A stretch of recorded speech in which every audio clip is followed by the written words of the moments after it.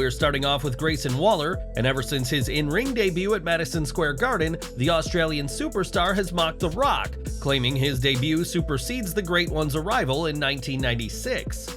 It's been reported that WWE is hoping on something between the two at SummerSlam, but if WWE already has plans, they're being firmly kept under wraps. On Wrestling Observer Radio, Dave Meltzer said that when he's asked multiple WWE sources about The Rock, nobody can say for sure what the plan is.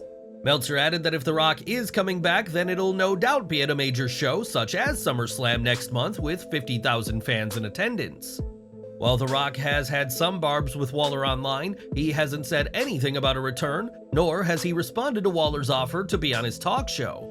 While Rock's union SAG-AFTRA is on strike right now, the Great One has plenty of projects to keep himself busy, so we'll have to wait and see if he lays the smackdown at SummerSlam.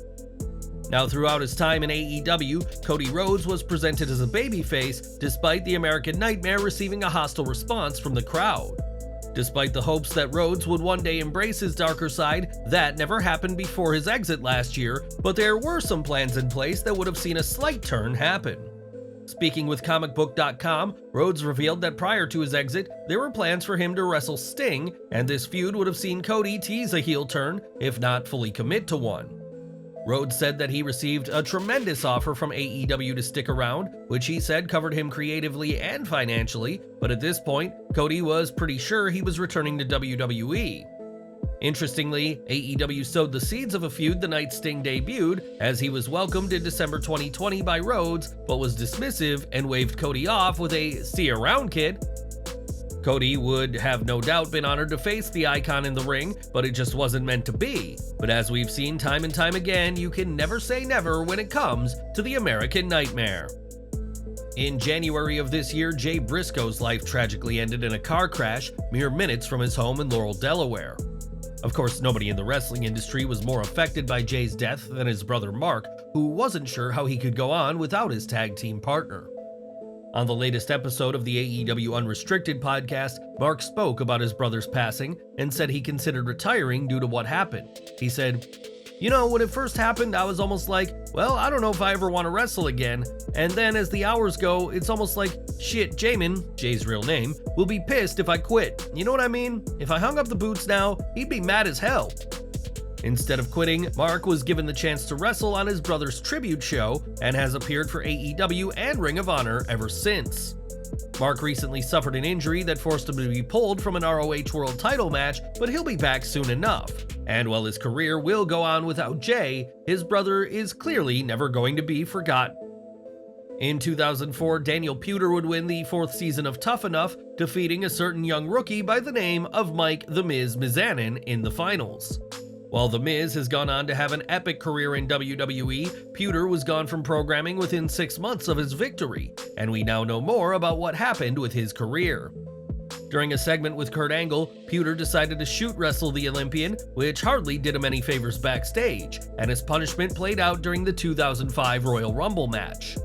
In the match, Puder received stiff chops from Hardcore Holly, Eddie Guerrero, and Chris Benoit, but that wasn't the end of the MMA fighter turned Tough Enough winner. On his podcast, Kurt Angle explained that WWE did offer Puder another deal, but he demanded more money, again causing more friction between himself and management. Not only had Puder gone off script with the Kurt match, but he had accomplished nothing other than his Tough Enough win in WWE, so WWE turned his demand down and let Puder go. Perhaps if Puder hadn't tried to shoot wrestle Angle, he'd have gone on to have a lengthy career in WWE, and his career remains one of the biggest what-ifs of the Ruthless Aggression era.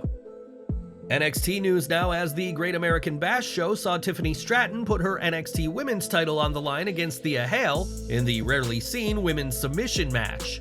Stratton entered the match in a dazzlingly pink number, clearly inspired by the recent Barbie movie, but both she and the challenger were all business when the bell rung. In an interesting spot, Hale gave a nod to somebody who knows all about submission holds, that being Brock Lesnar, and was able to use the Beast's Kimura lock in her efforts to win the gold.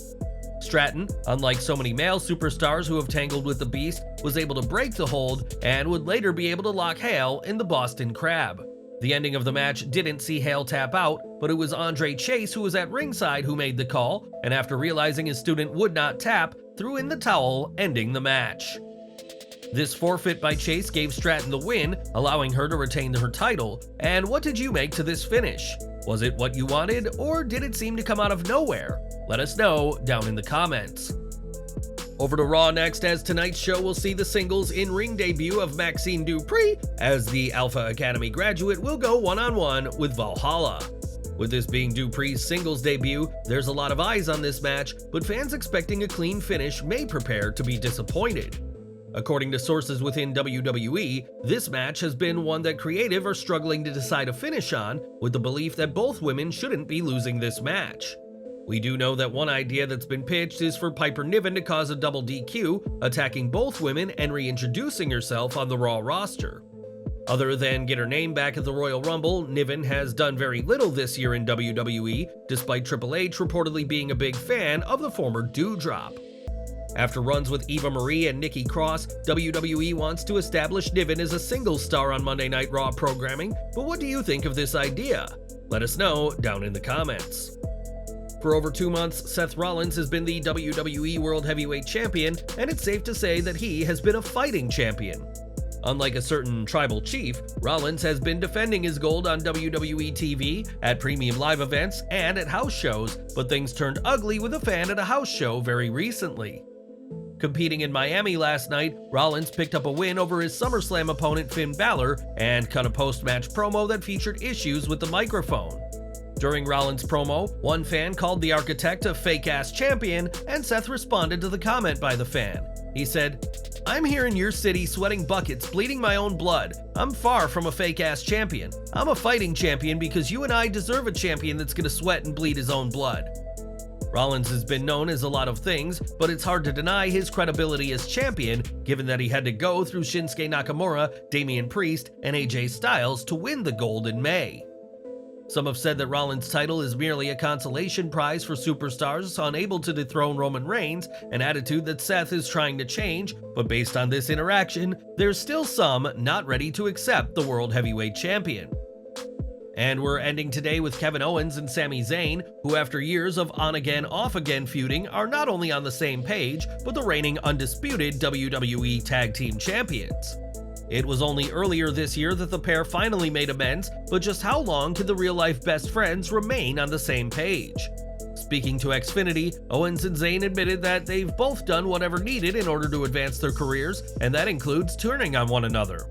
Owens went even further as he refused to rule out that he could turn heel on Sami again, saying that it could happen if the opportunity calls for it. If a turn does happen, it'll no doubt put a damper on the emotional main event of WrestleMania 39, which saw Zayn and Owens capture the undisputed tag titles from the Usos in the Night 1 main event. With Owens out of action with a rib injury, the titles aren't expected to be defended this weekend at SummerSlam, and would you be interested in a heel turn and another feud?